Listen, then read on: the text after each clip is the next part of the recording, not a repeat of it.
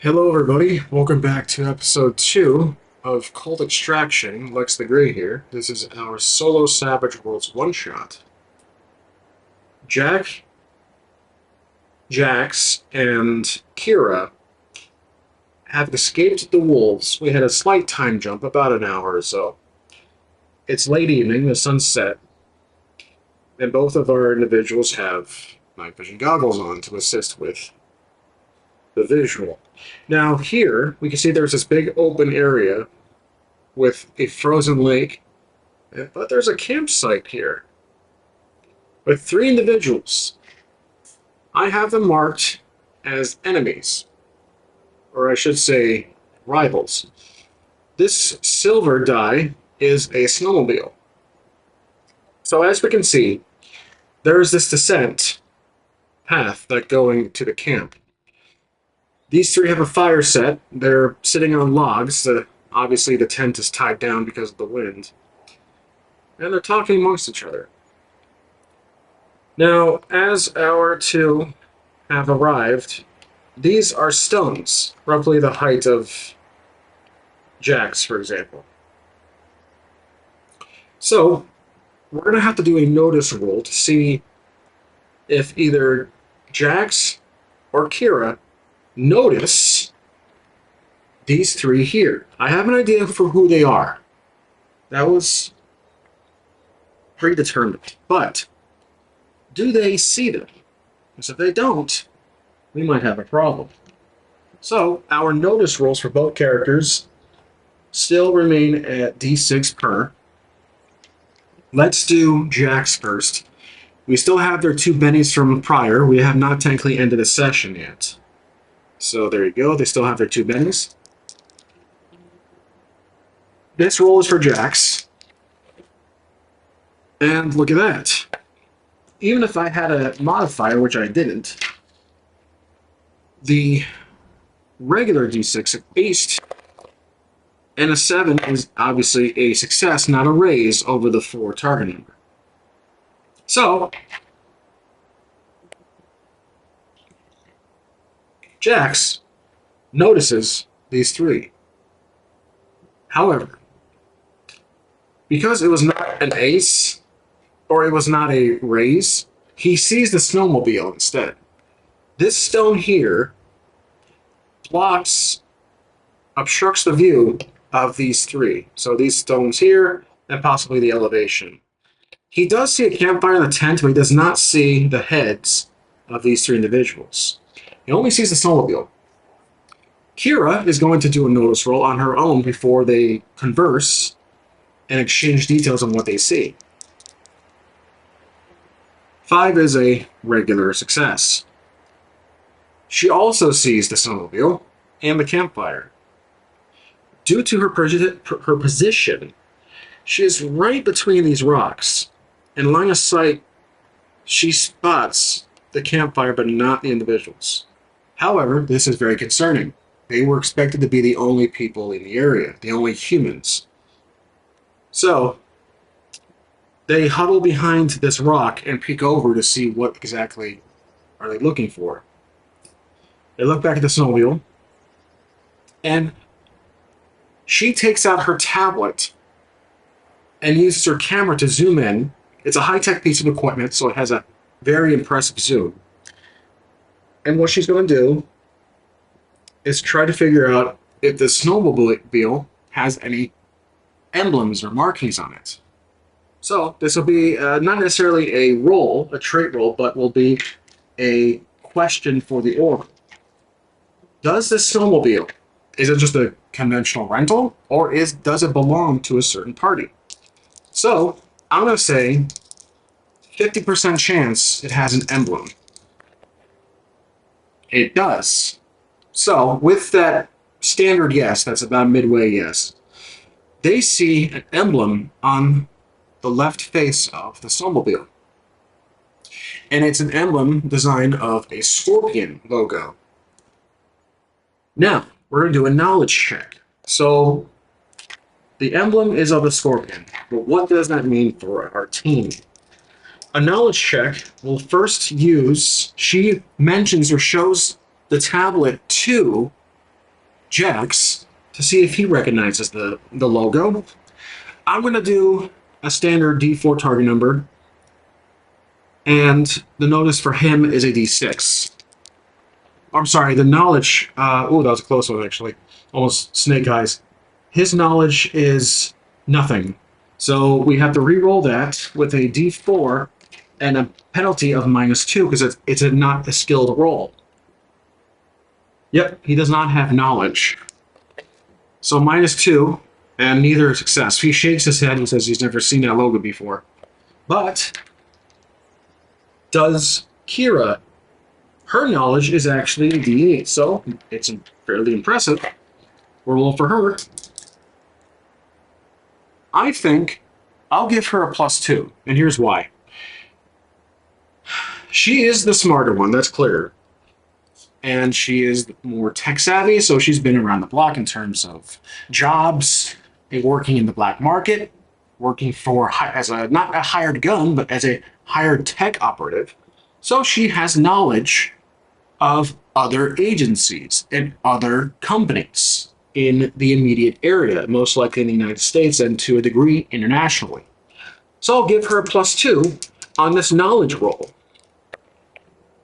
So the +2 does have a success for the 3 there, which is, again, 5. Thus, it is a success. It took her a minute, but she now remembers, without even searching on her tablet, because perhaps I have an idea as to why she can't use her tablet to search for that, or use the AI built into her tablet to search for a reference of that picture. While the tablet, the AI, is trying to acquire a signal, there is a strange electronic disruption in the area that is not allowing for any, basically, cellular signal. There is no connection whatsoever. She has no bars. But just through general knowledge, she actually remembers seeing this logo somewhere before. The logo does not have any text on it. It's just a scorpion, an image of a scorpion. She, because again, it was a 5, which is 1 step over 4, took her a minute. She looks to Jax and says, I believe that snowmobile belongs to the Scorpion Group. Jax says, never heard of them.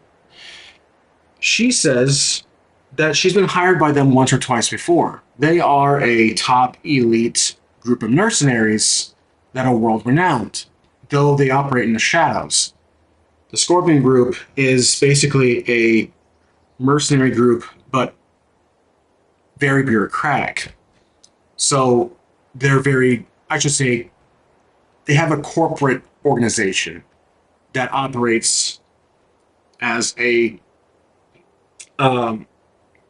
they employ mercenaries for clients, whether it is to kill or obtain things for their clients. So they are world-renowned, they are worldwide, though secretive, they work in the shadows, but the Scorpion Group is a go-to for very wealthy and powerful individuals. And that's a very simple backstory of the Scorpion Group. So, Keera is concerned as to why there's a snowmobile belonging to the Scorpion Group on their mission, on their way to the Arclight Research Facility. So she says we have to be very careful. The Scorpion Group is a former employer of hers, and they are not to be taken lightly. Jax, let's look at their hindrances. I can't forget about those. Bloodthirsty, phobia of nice. Doesn't really necessarily have anything that would affect him here. He doesn't have a real past issue or a concern for them, has never really interacted with the Scorpion Group before, so I don't see any hindrance affecting the roleplay. Keera, though, she is curious, greedy, and her quirk is that she talks a tech, like I mentioned before. So, I almost forgot to give her her extra Benny from earlier. I forgot she had 3 left over from the 4, so I almost forgot about that. I'm trying to see if the hindrances would more so how they play in here. She's curious. She says, why are they here? That's very concerning. But also makes me wonder if we're not the only ones after this tech.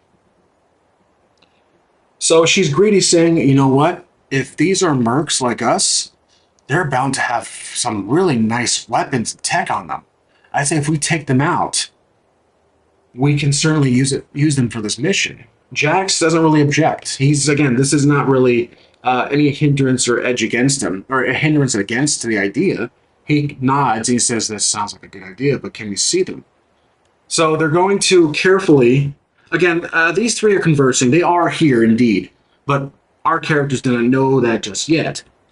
So I'm going to say that Keera, she is the most agile, probably shorter in height compared to Jax. She walks behind this rock here, and there are these dead trees. FYI, this is obviously a tundra. This is northern Alaska. It's a snow, mountainous terrain, but anything in green is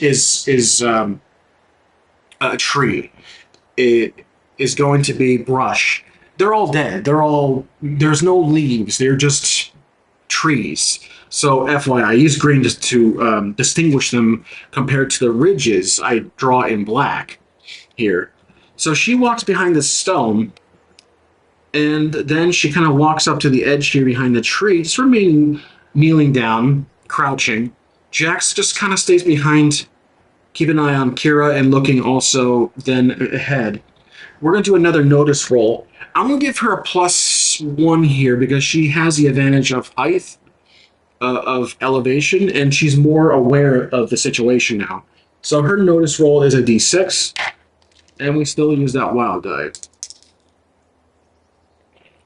Okay, so the 1 die alerted them, thus they're going to shoot. Just kidding. The 5 is a success. It's a standard success. No, +1 is a 6, but it's a non-natural, so I'm not going to let it ace. She does actually see this individual here based on that 1 success. She does not see the other 2. Now, remember, this middle individual of the Scorpion group is a elite character.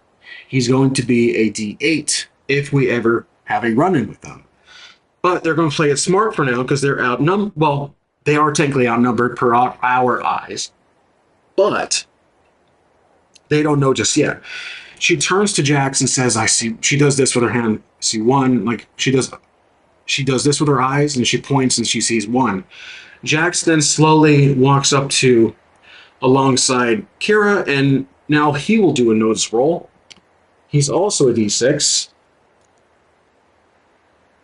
Yep.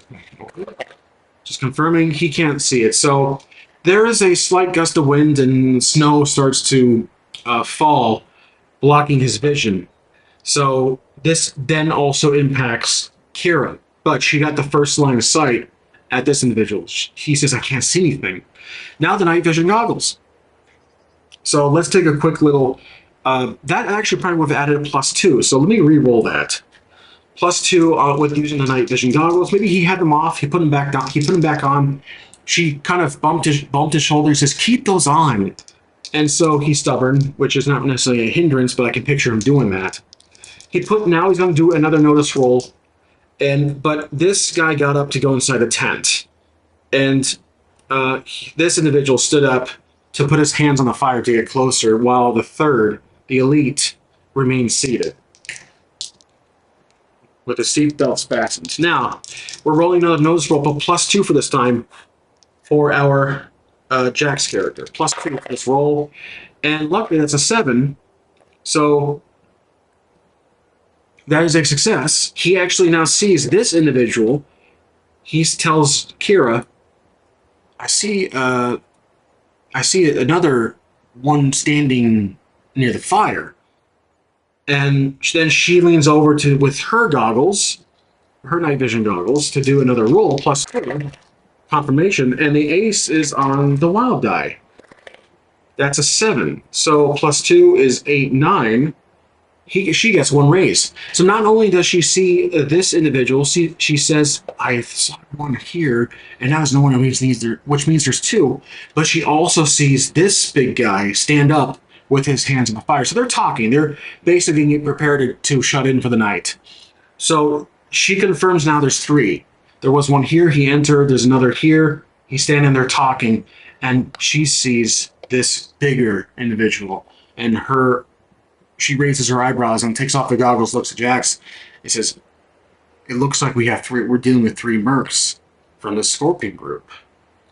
And so he says, "Good. More, basically more for us."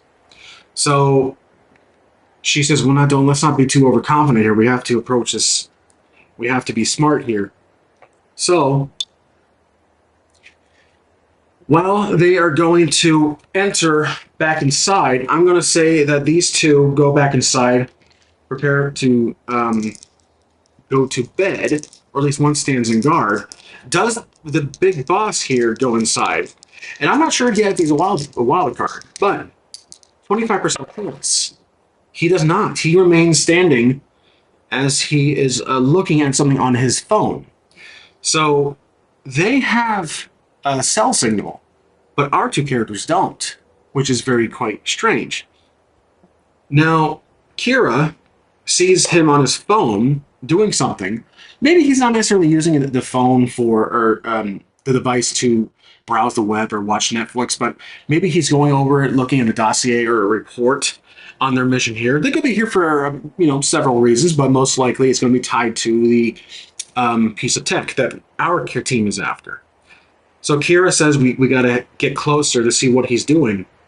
So she's going to, because of the wind and snow, I don't think it's really going to be worth a roll, like a sneak roll, to get closer, or stealth of sorts, which I regrettably did not choose for Keera. But you know what? I could modify that if necessary. I don't think there is... Let's look at the Savage Worlds book. I know there's sneak, if I'm not mistaken. So I'm going to turn to the page here. There's stealth. It's just stealth. I'm surprised I didn't have that. So here's what I'm going to do. I'm going to give her stealth as a D6.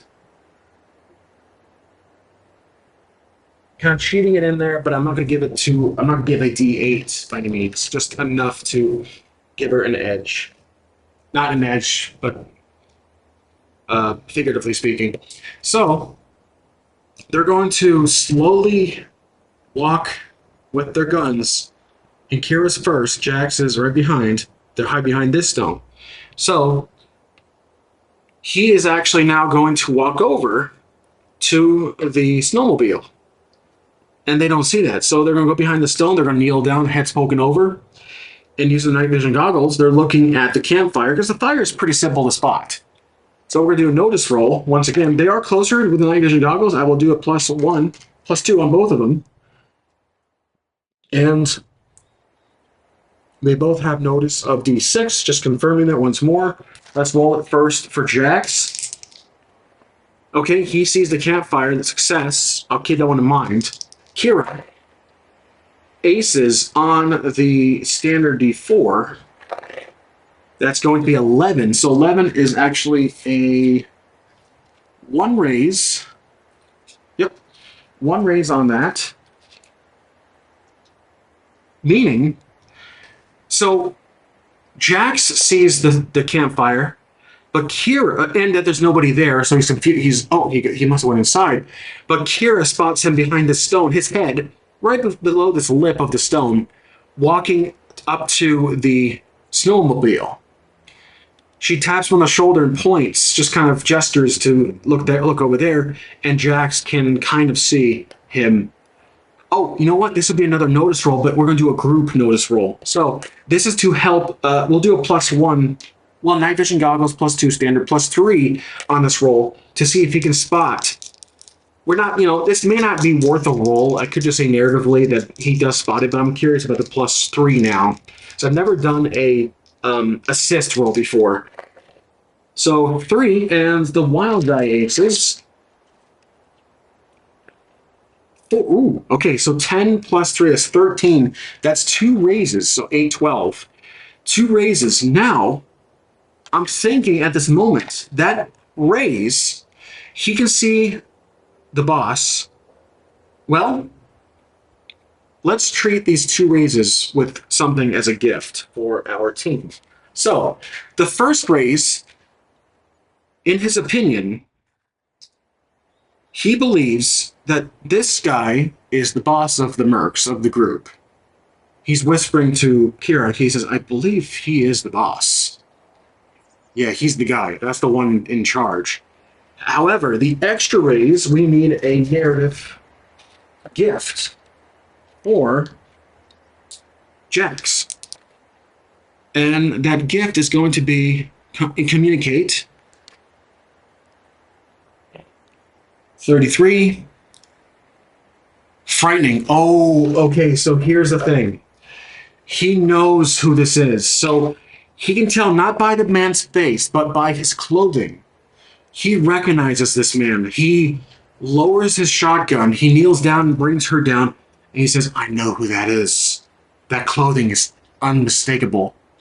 He knows this man right here. So let me grab a little note card to keep track of our other characters in this one shot. So I'm going to pause the video and I'll be right back. Okay, in the next episode, I will try to remember to have a picture of this character here. He is a wild card, and it's a he. His name is Brute. He's an infamous merc known for high-risk jobs, and he's actually an acquaintance of Jax, which makes sense. So, Brute has been hired by he doesn't work, well, you know what? Let's ask the Oracle. Does he work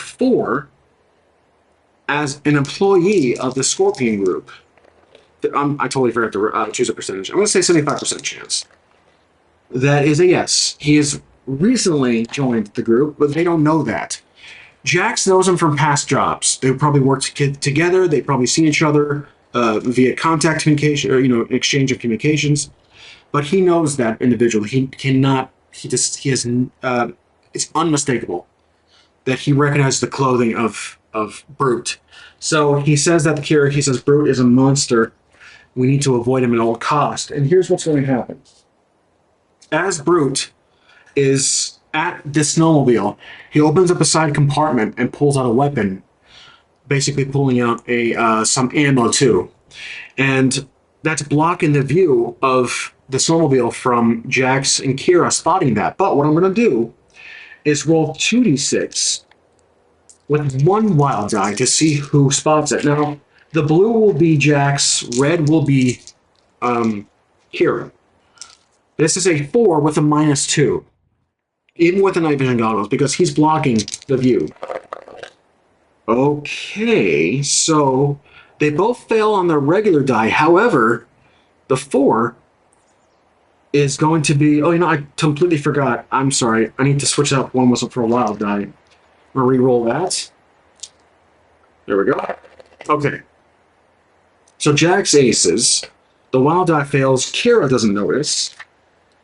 So Jax, his lucky day. Ooh, another ace. Because I re-rolled, obviously. That's a cheat.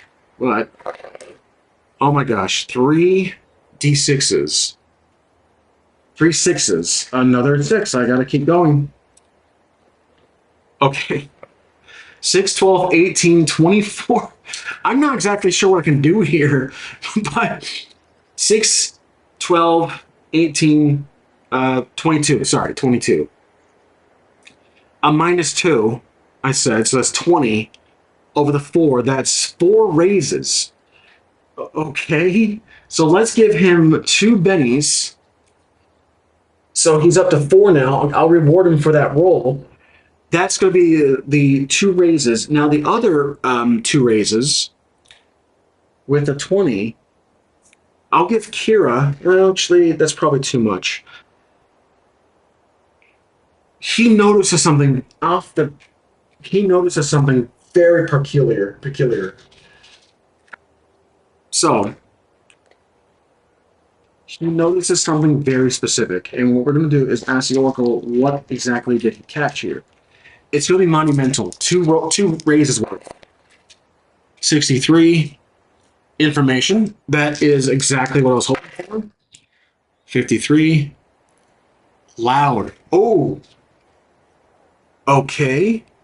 Oh, here we go. So, while he's here, He's just kind of grabbing some items from. It doesn't necessarily have to be ammo, but it's items from the snowmobile's side compartment. But while he's doing that, there is a sudden, from the perspective of our team. So I'm going to lower my microphone, unless it's kind of peaking.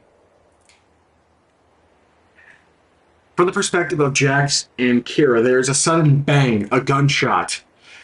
It kind of makes them jump. What happened was here. These two saw a creature outside, and let's do this because I don't want to confuse these guys with the dice. There are two creatures that popped out, cracked through the lake, and they're kind of these weird walking fish. They're mutated. Remember, this whole area is just overrun with strange mutated creatures. So these two creatures with four legs, are walking claws, pop out of the lake and smelled the humans, and there's busted in. There's gunfire. So these animals bust out, and our team here, these two, start to fire at the two creatures, and this causes Brute to run up and see what the hell's going on. And so these two creatures are hissing. Again, they're water-based creatures, but they're mutated to be able to survive on land. They snuck into the tent. Maybe these two are playing cards or something, and they attacked. So now they have their guns pulled. Brute is in process of getting here, and this shocks our team. So what we're going to do is do a combat round for these two parties, but Jax and Keera are going to watch. They don't want to if this can thin the herd for them, then by all means. This is also playing in favor of our team because those two raises. So not only two bennies, but this situation unfolded. So, question is, I want to ask the Oracle, 80% chance, did the group here, if they got recently dropped off by their own means of either a helicopter, they took the train here, flew in, and they traveled miles with the jet ski. Now, actually, I failed to consider that there's actually two jet skis. My mistake, because there's three. So the two mercs that are lower ranked took a one jet ski, which is probably over here, and the two jet ski belongs to Brute. So that makes a little more sense. I completely forgot about that. There's three of them, but there's only one jet ski. How does that make sense? So, 80% chance or 75% chance, did the Scorpion group and Brute encounter mutated creatures on the way here? Yep, and they were ready for them. So, they bust out of the tent. These two creatures are stepping back, hissing and growling, whatever they do, as now we are in combat. So, I'm going to basically do a combat round, but we will see who goes first. Blue is going to be the mercs. Red is going to be the creatures. You know what? Actually, red, blue. So blue is the creatures, red is the mercs. Okay, the creatures go first. So this gray is symbolized, it represents who's going first. So this creature is going to run up and attack. They're both D6s. So he's going to attack the merc on the right. And whoops, that's a 4. That's a success. 4 is my universal parry for anyone who's not a wild card. So that's success. Now 2d6 would be for an attack. And unfortunately, well, not unfortunately, it's against the merc's armor. It's not a success, not a hit, because they have a toughness of 6. So that's not a hit. This creature is going to go after Brute and strike. Actually, let's do this other merc, because that was their initial combat. So rolling with 1 here. Let me stick with the colors. So blue is the creatures. That is a fail. Now it's the merc's turn. Okay, so the merc, they have these strange electric, but not batons, but they're kind of like large kitchen knives that have electric, almost look like little lightsabers. They pull them out, and they can shock and slice these creatures. So they were prepared. So this first merc here is going to, this one here is going to strike with a d6. And that is a fail. The creature dodges. This merc here is going to strike the creature next to him. Ooh, that's an ace. Okay, so another d6. That's a 7, so no raise, but it is a hit. The 2d6, how appropriate. Damage. Ooh, 8. And of course the toughness is 6. So that is a shaking condition on the creature. On this one here, you know, that's a little the chip's a little big for these creatures, so I'll just do this. I'll just put it like that. Okay. Now at Brute. Brute comes in, it walks up to the creature and strikes with his he has his own shotgun and fires. I guess he doesn't really have to walk up. He just fired a shot at now his stats is a D8, so that's going to be a D8.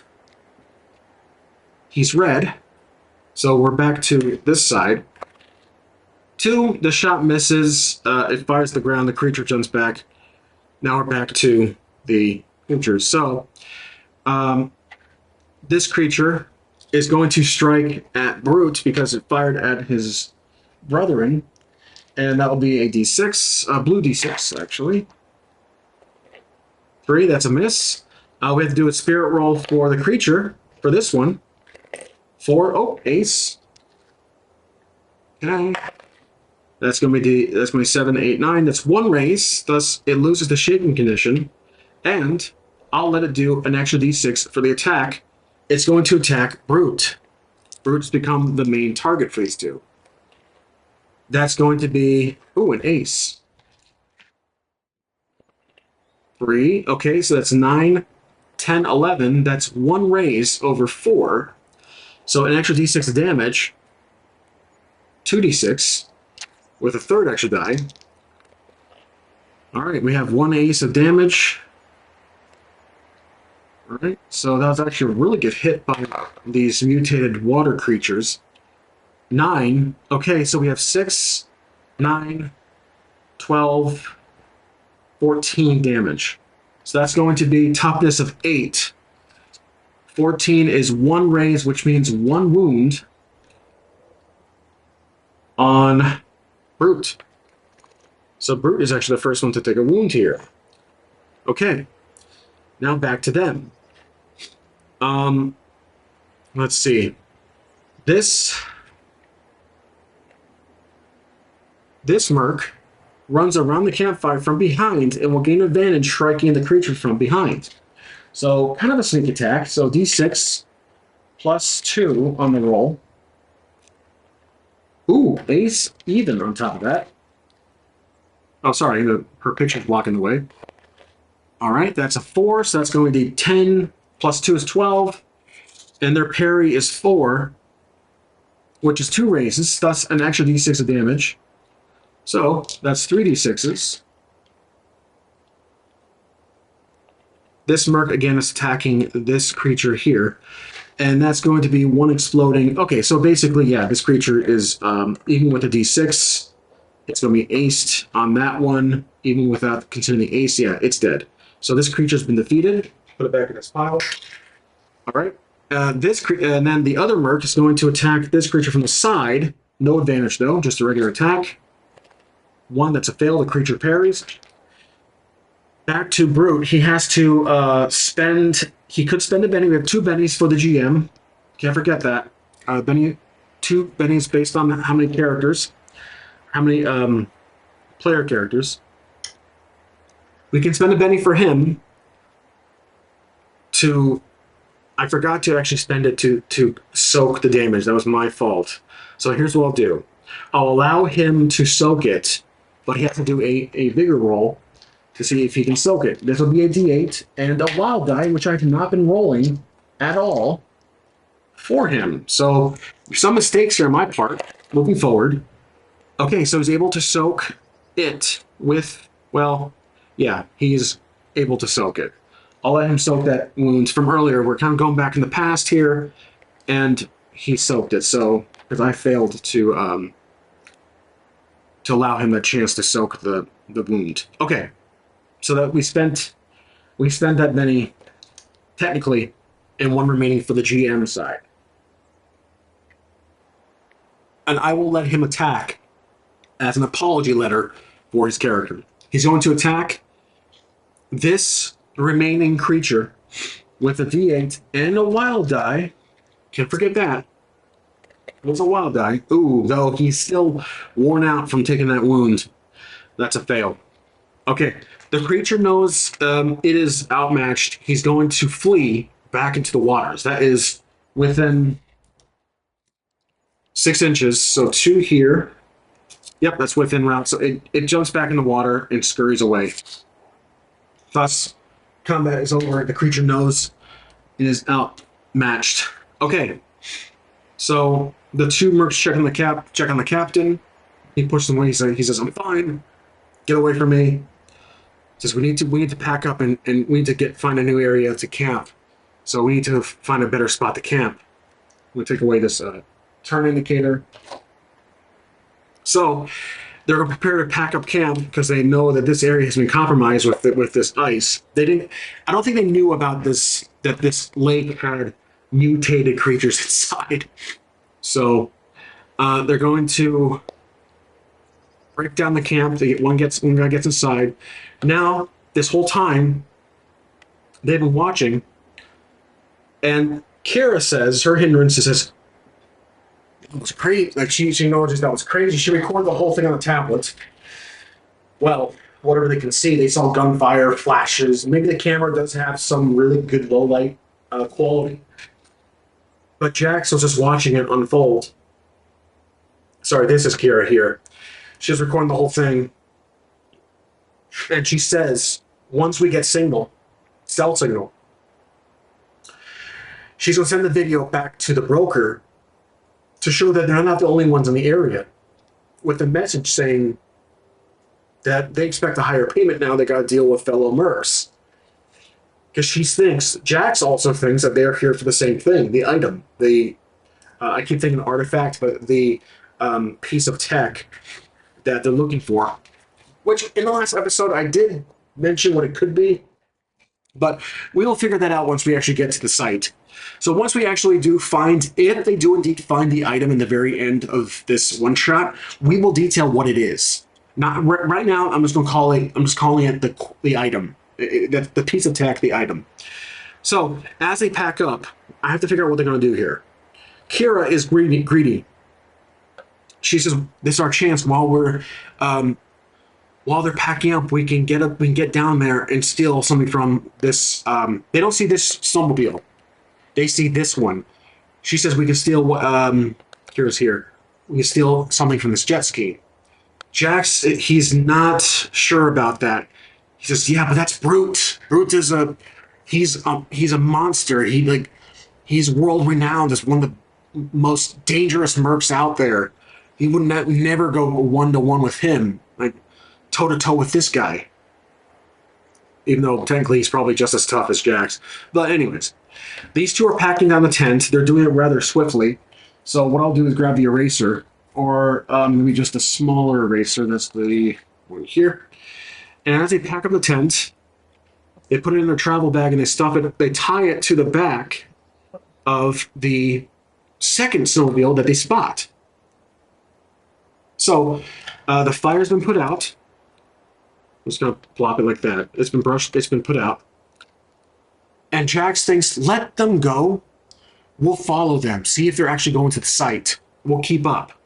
We can't deal with them right now, counting on everything else that's in the area. The mutated creatures, the strangest happening. So Brute walks up to his snowmobile.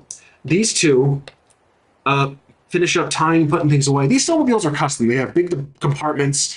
They're big, they're wide, and thus they're definitely used, customized for the conditions here. So these 2 get on, and they wait for Brute to get on his, and Brute leads the way. So they go through the area. They ride off. So now Jax and Keera watch them ride off camera, and now they're going to run down the hill down here into the open to look around, and they are truly gone. They see the trails going through these dead trees, this dead forest. Now they look for the area. Keera she's like, damn it, she's pissed off because they could have stolen something. Jax is just slowly walking behind her. She's pissed off. She's frustrated. She's showing a side of her that Jax has never seen before. She says, "You idiot! We could have, while they were fighting those stupid water creatures, whatever those things were, we could have stolen something from the compartments." He says, "Look, we have what we need. We need to stay on track. We cannot alert them of our presence here. That would not be smart." He said, "I thought you were the smart one." Keera pushes Jax back, and he tells him to fuck off. He says, "That's all your fault that they're gone. We could have got some good, valuable items out of these three. We could easily taken them." Jax says, "Look, focus on the mission. Let's continue the way they're going. Most likely they're going after what we're looking for." She takes a big sigh, and I'm going to spend a penny here on her behalf to give her something that they left behind. Because, again, they were kind of in a rush to get out of here. So, this will be an item. I'm looking through, I'm going to look through the deck here from Dungeon Degenerates, which I haven't used in a bit. Okay, so they dropped some generic medicine for healing in Savage Worlds. That would just be a med kit of sorts. Oh yeah, they dropped medicine and she's going to pocket it. So that little spend of a penny there helped her out, and I will add that to her inventory. So that's going to be medicine, or a med kit. There we go. That could help in the future for a wound, or at least a +2 on a wound, when trying to do a heal, which she does actually have. So she's like, well, at least I found something. She picks it up. It was kind of dropped in the snow. She picks it up, and Jax kind of smiles. He says, "Look, you found something." She says, "Yeah, but we could also have, guns for you, something else, I'm sure." So she just kind of deals with it, and now they stand over here looking out into the east. And that's where we're going to end this episode. I hope you guys enjoyed. That was rather entertaining, I think. Kind of just watching our team witness the battle unfold between potential future rivals, an encounter with the typical wildlife of the area. So thank you for watching. And just to keep note, currently Jax has 3 bennies off camera here, and Keera has 2, while the GM has 1. Okay, I'll see you guys next time.